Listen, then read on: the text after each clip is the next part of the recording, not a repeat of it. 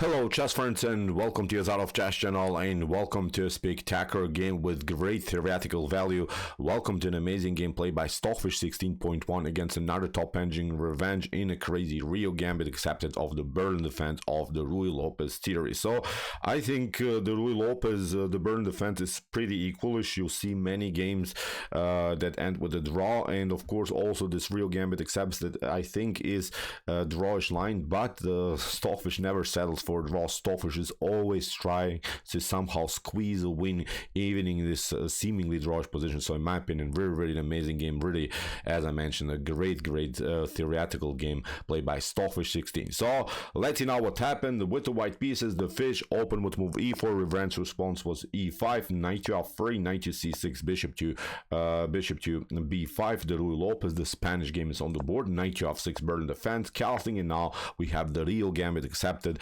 Here Black accepts this challenge, takes out now the pawn on e4. Rook to e1, hitting the e file. Of course, if something clears, the king could be endangered. We have now the standard line, knight to d6, knight takes e5, white gets the pawn back, but now finally black covers the e file by playing bishop to e7. So this position has been played, I think, millions and millions of times, so nothing spectacular so far in the game. Bishop to f1, Stockfish retreats, knight to e5, rook takes e5, castling d4, bishop to f6, hitting the rook, and now knight to f5, hitting the pawn twice. Stockfish is forced now to defend this pawn with the move c3. We have now d5 by revenge. We have now a perfect symmetrical pawn structure. You see 4 pawns on this side of the board, and of course 3 pawns on this side of the board. So far, no crazy things I would say could happen. So it's really positional battle, positional struggle. We're basically trying to get your pieces on the optimal squares. But of course, Stockfish is always trying some dirty tricks, even in this seemingly drawish position. So after move d5, we have bishop to f4, c6. As I said, pretty equal position. Knight to d2, bishop to g5, and now after bishop takes g5, queen to g5, Stockfish plays now a theoretical novelty, rook to e5.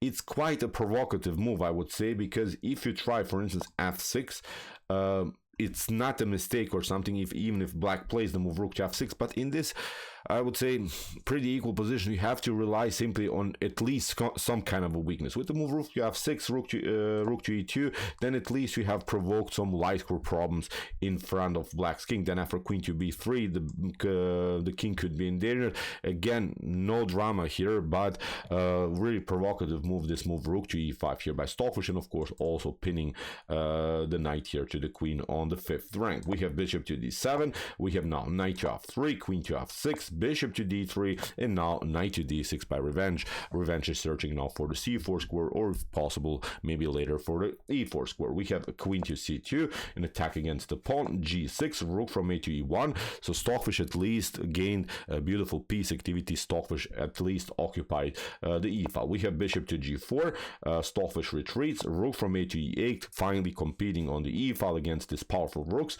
h3, kicking with the bishop, and now a rook to e2, queen to f4, and now queen to d1. Stockfish is trying to put more pressure simply on the only open file on the e file. We have queen to h4. Now comes this idea, queen to d8. Revenge connects now the queen to the rooks on the 8th rank. Knight to f1. Stockfish is trying to reroute the knight, of course, on a better square. King to g7. We have b3, anticipating maybe the possibility of knight to c4 by black.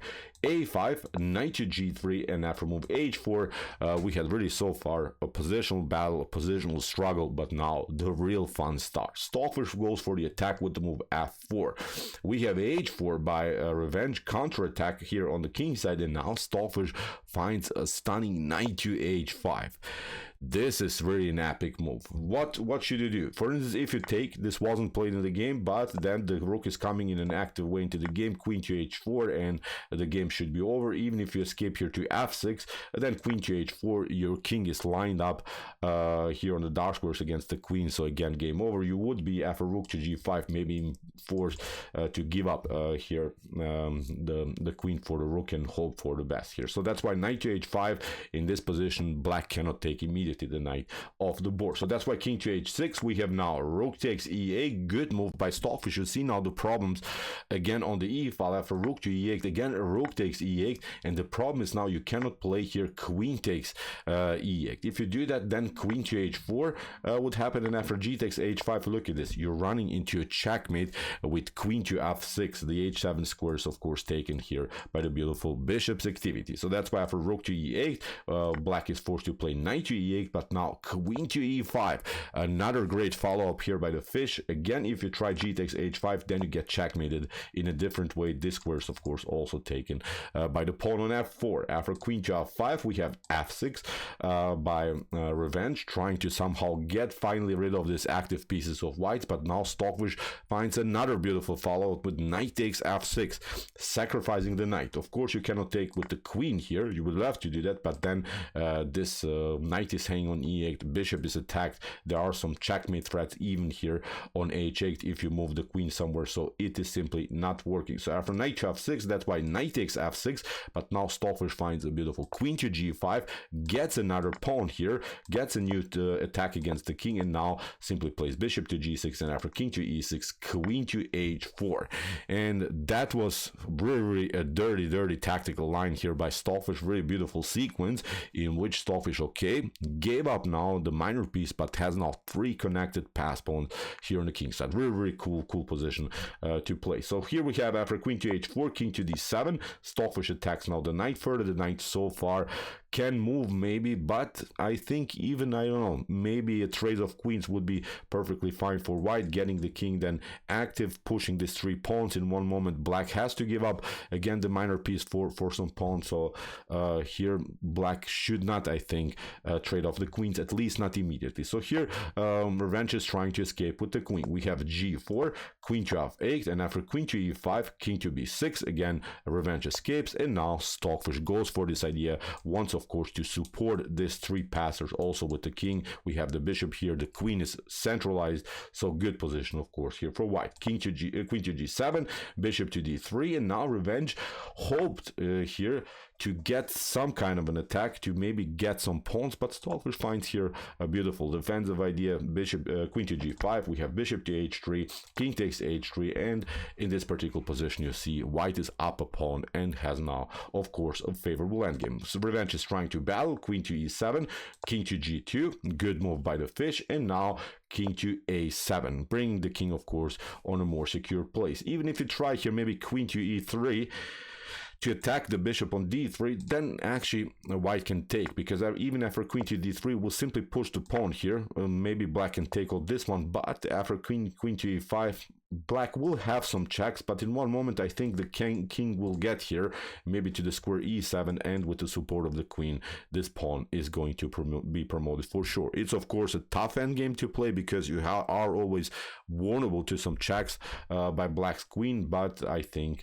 this is still a losing position for black for sure. So after king to g2, that's why king to a7 instead of this move, queen to e3. After king to a7, we have now king to f3. Stockfish is controlling now the e4 square by the king and the bishop. We have now queen to d8, and now queen to h6, queen to e7, queen to g6, knight to e8, and now the queen drops back, hoping of course finally to push this pawn. We have queen to h4, knight to d6. Again, Revenge is trying to occupy maybe the e4 square. Stockfish goes now with the move a4, prevents in some lines also the move b5, because if you play b5 there is a good protection of the square, and then you're also vulnerable to the attacks by white's queen here on the 7th rank. But still, I think this is really an interesting game, because many of us I think would mess up this position with the white pieces. Although you're up a pawn, it's really tough to play, I think, this queen and pawn chess endgames, especially when there are also some minor pieces on the board. After move a4, we have now the move c5 by Revenge. Risky choice, but even if you try, I don't know, to play the move knight to e8, if you try to somehow stay connected here, to stay with your pieces on the board, then f5 is going to happen. You have to play queen to d6, and the knight is simply out of game. In one moment we can maybe include the queen to f4, queen to e5, finally f6, getting it here, maybe also finally include the king into the game. So also I would say not a good position for black. So after move a4, Revenge tried the move c5, Stockfish accepts the challenge, d takes c5, and now Revenge revenge goes for the pawn on c5 by playing knight to e4. You cannot take, of course, because then after queen to e4 or d takes e4, white's king would be also exposed, and black eventually would also create a passer. So Stockfish keeps it calm, plays first of all the move b4. We have now knight to d2 here by revenge, delivering a check, king to g2, and now what should you do? Here revenge tried again knight to e4, but even if you try knight to b3 maybe to attack the queen side further, then there is this problem. Queen to f2, you have to step back, and again we can maybe push here the pawn with the move b5, and still the queen is connected to the pawn on c5, and also finally this pawn is supported now by the queen. Again, very tough to play, but even in this line I think white should be completely winning. Or if you try something like queen to e3 to hit the bishop here instead of knight to b3 or knight to e4, then we have this one, queen to g3, protecting everything, and again black has many positional problems in the game. So that's why for king to g2, revenge tried to escape again, tried to again centralize the knight, but now f5 finally by Stockfish. The problem is now even if you try f5, look, then there is this beautiful idea, b5.